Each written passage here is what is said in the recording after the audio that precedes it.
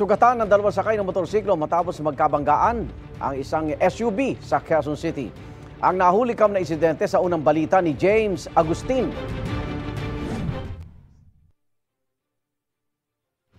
Galing sa U-turn slot ang isang motorsiklo sa bahaging ito ng Quezon Avenue sa Quezon City pasado alas 11:30 kagabi nang bigla nitong makabanggaan ng isang SUV. Sa isa pang anggulo ng CCTV, kita na sinubukan pang iwasan ng SUV ang motorsiklo. Tumila po ng dalawang lalaki na sakay ng motorsiklo.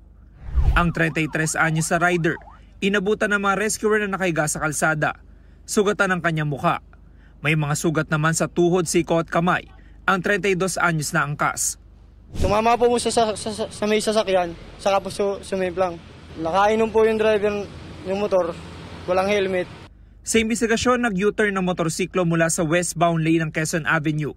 Ang SUV naman galing sa Welcome Rotonda at binabagtas ang eastbound lane ng kalsada. Since U-turn to, papunta siya dito. Instead na papunta dito, padiretso siya papunta dito.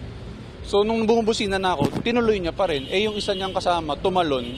Ito naman, di ko sure kung sa bumper o sa gulong tumama. Isinugod sa ospital ang mga nasugatang sakay ng motorsiklo. Bahagyang nagdulot ng traffic sa lugar ang aksidente. Patuloy ang imbestigasyon ng QCPD Traffic Sector 4. Ito ang unang balita. James Agustin para sa GMA Integrated News. Igan, mauna ka sa mga balita, mag-subscribe na sa GMA Integrated News sa YouTube para sa iba't ibang ulat sa ating bansa.